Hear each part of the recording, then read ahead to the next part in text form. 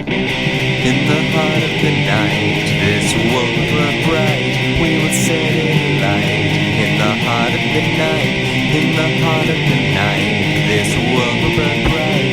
We will set it alight. In the heart of the night.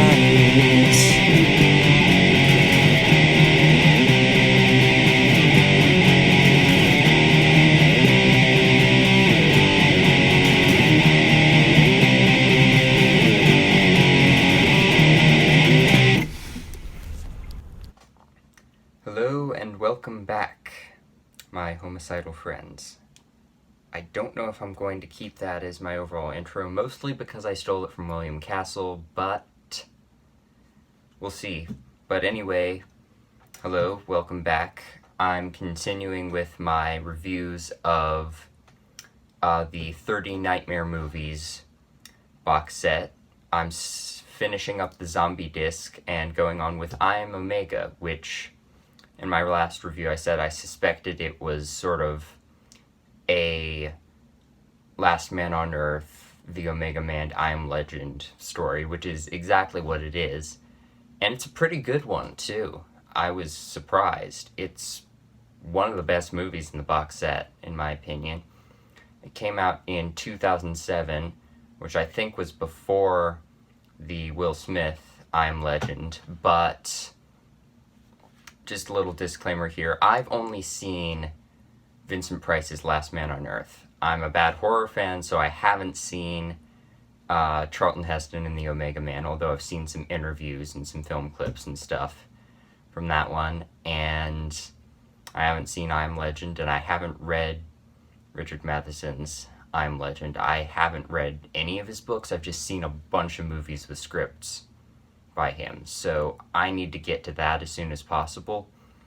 But today I'm gonna be talking about this movie, and I came prepared with notes this time because I just felt like I wasn't really getting anywhere last time, even though I did have the little note cards. So I have an actual set of notes.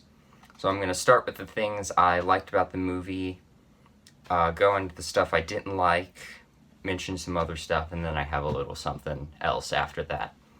So the things I liked about this movie were the makeup in this movie was really good, the zombie makeup. And yes, they are zombies, not vampires as they are in the original story. They are referred to as zombies. It's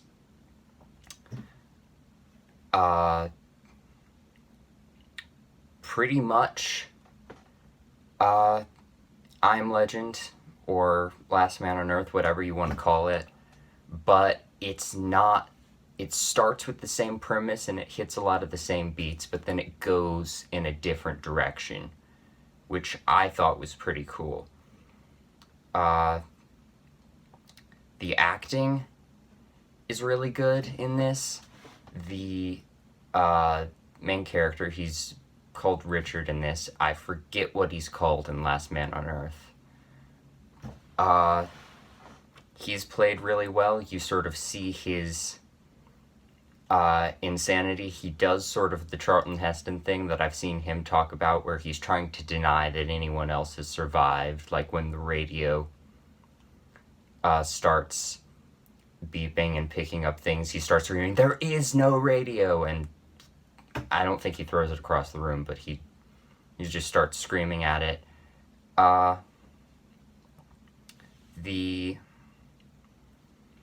You just sort of see him, like, he'll say, I forget what his name is, but he goes into this old, I don't even know what it was some building, he went there to pick up something, and he sees this corpse sitting there in a chair, and he's like, "Oh, hi, Paul."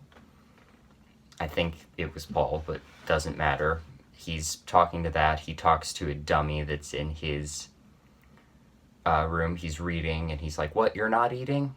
When they're having dinner, or he's having dinner.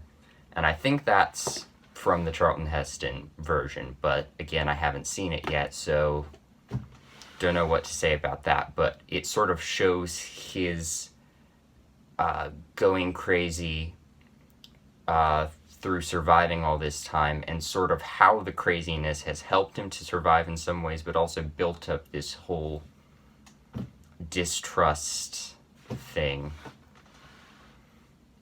And I'm gonna warn you right now, this is a very spoilery video, so if you haven't seen I Am Omega or any of the I Am Legend movies, watch at least one of those before you watch this video, because I'm going to get into some spoilers. And as a matter of fact, this movie takes a different direction than Last Man on Earth does anyway, so might want to watch this movie before you do this, but I'm recommending the movie, so I'll just say right now, before I get into spoilery things, because the rest of this is going to depend a lot on spoilery stuff,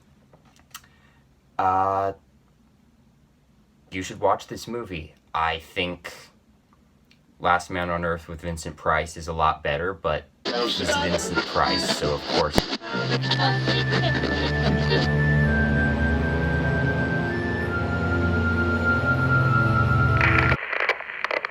Hi, sorry about that. Somebody called me while I was filming and needed to talk to him, so I was just saying, yeah, it's good. Not as good as the Vincent Price version, but Vincent Price is Vincent Price.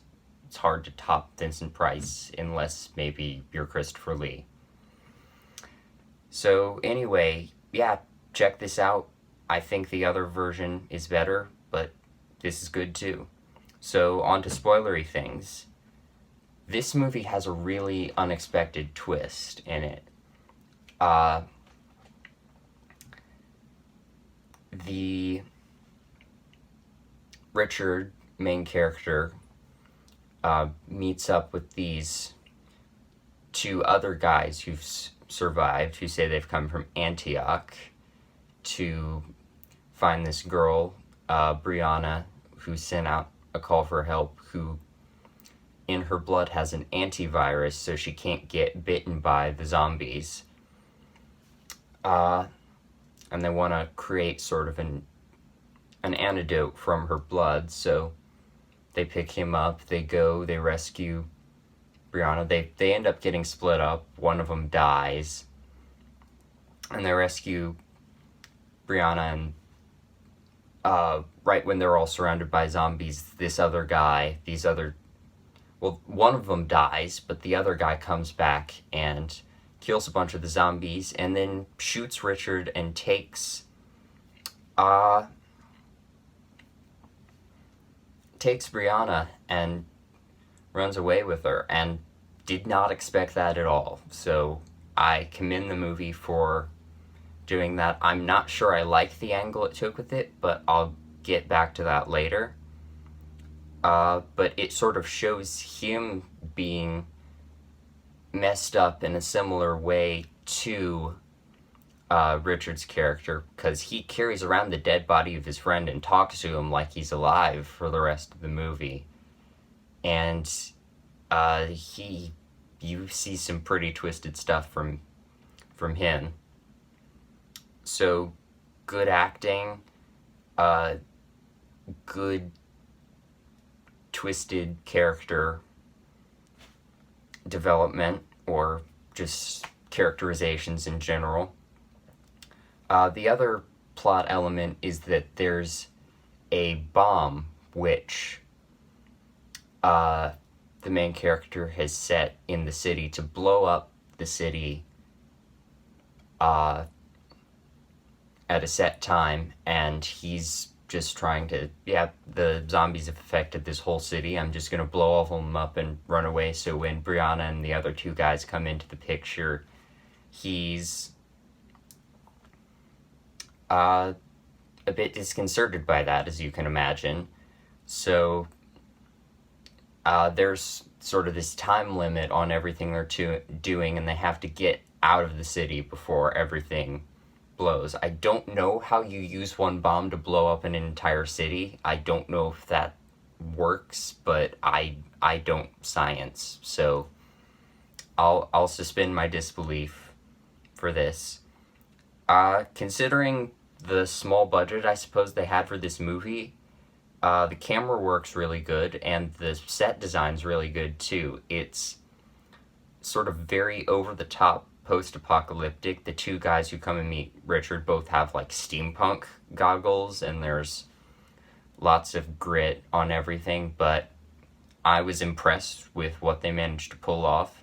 As I said before, the zombie makeup is really good. It almost reminds me sort of with they're very mutated. They're not quite as human, and their spines sort of have this weird mutation thing going on. They remind me a lot of what the vampires look like in Penny Dreadful, and they look pretty cool. So yeah, I was impressed with the makeup effects in this, and just the overall design of the movie was pretty impressive.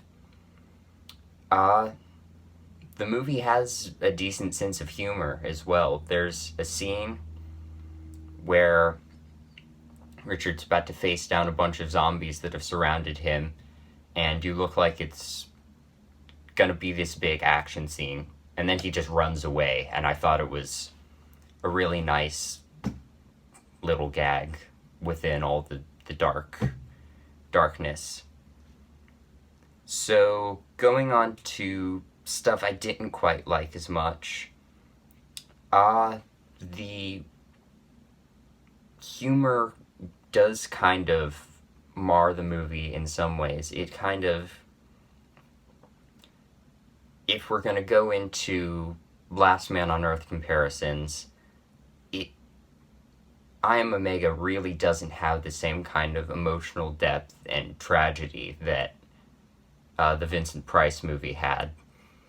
There are little nods here and there, like the part with the dog that's so unbelievably sad in Last Man on Earth. We sort of see a nod to that when Richard sees this little rabbit running by, but then gets interrupted by a bunch of zombies and has to run back to his car. And we see, as a little prologue section in the beginning, his wife and his kid getting attacked by the zombies. But in Last Man on Earth, you sort of have this whole flashback to watching his daughter get infected by this virus, and it's really sad. And there's just not as much emotional weight to the stuff that happens in this movie. It kind of just turns into more of a happy ending, made it out just in time action type deal, which they did really well, but I don't think that's what this is supposed to be. I was expecting a super tragic ending. I didn't get one, and I don't really know how to feel about that. So, yeah, because they make it out of the explosion just in time, and it's just Brianna and Richard, whereas at the end of Last Man on Earth, spoiler alert, but all of the vampires, which they are, and then just kill the Vincent Price character. I forget what the name of the original character was. I know his last name was Neville. Was it Richard Neville? I don't remember. That might be right. But anyway, and yeah, there's not as much of a human quality to the zombies in this one. We don't have the sort of plot point where it's, oh, these guys haven't turned all the way, and Richard's killing them anyway, so is that okay? So it's just sort of a zombie survival thing, and it's like, yeah, zombies are zombies, they're all the way evil. And that's part of what I didn't like about the twist. It was unexpected, which I liked, and I liked the characterization of the unexpected villain, but his sort of craziness, and he has this whole speech about how if you create this antidote, you're going to ruin this utopia that we've created where it's survival of the fittest, like me. and pretty much he just wants to be the only one who survives, along with Brianna, who he wants to do horrible things to, which is, of course, messed up. But him being the villain takes all of the guilt and the demons away from Richard, in my opinion.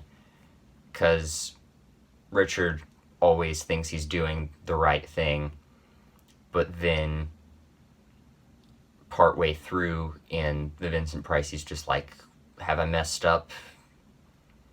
Am I just killing a bunch of innocent people and actually ruining things? So they sort of don't make Richard as much of a tragic monster, which I kind of miss, but I can just go watch the Vincent Price movie, so what the hell. What else? Brianna doesn't do much. She's gets to stab the villain in the neck and escape herself, and she shoots some zombies, but she's kind of the damsel in distress and then the love interest at the end, which, bleh, I don't like that. I really don't like that. I wanted her to do more stuff, and I'm tired of just everything having to be a romance. I don't know. It didn't bother me that much, but it was just like, yeah, this again? Oh, fun. But yeah, and then it's funny at points, but like not where it should be. For example, when there's a scene where he's getting a like computer, pretty much a Skype chat request. That's not what it's called, but like a video chat connection request from his computer, and he's just like, wait, I thought it was the only person, and he's trying to deny that it's not there. Then when he clicks on it and sees Brianna, he falls out of his chair and just screams and runs to the other side of the room, and it's so over the top and goofy. And it's entertaining, but it's not really what you need at that point in the movie. And then at the very end of the movie, as Richard and Brianna are driving off, this zombie just bursts out of the ground and jump scares you, and it's just like, really? I don't like jump scares, like, at all.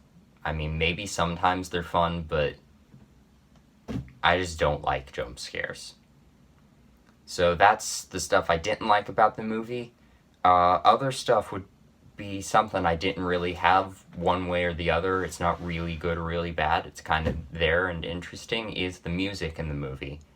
Because you've got kind of straight ahead, like simulated orchestra with like keyboard settings, I suppose, kind of movie score sounding things. And then you've got some rock bands that have put songs in the movie. There's like one song that plays every single time Richard gets in his car, and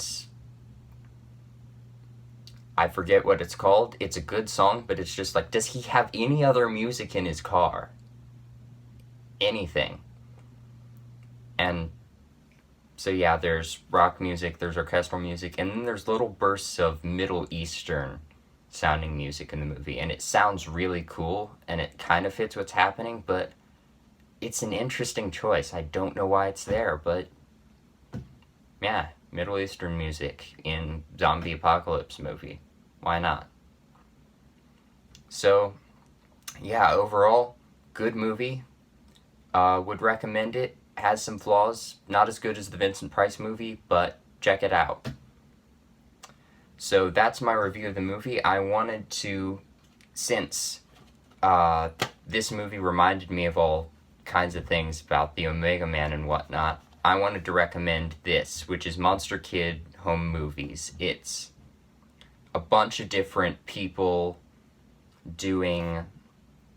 It's a collection of kids' home movies from the 50s to the 80s. They're sort of homemade Super 8 horror films. And there's one in particular on here that is a recreation of the Charlton Heston Omega Man, and it's really, really funny. Especially if you watch it with the commentary, because the guy talks about all the things they did, but he also like does little sound effects and voiceovers for things, which is really fun. And all the vampires are wearing blankets, and there's Looney Tunes style slapstick thrown in there. It's really funny. All the other movies in here are really good too. So, yeah, Monster Kid Home Movies. Check this out. That's all I've got for you. I will see you next time.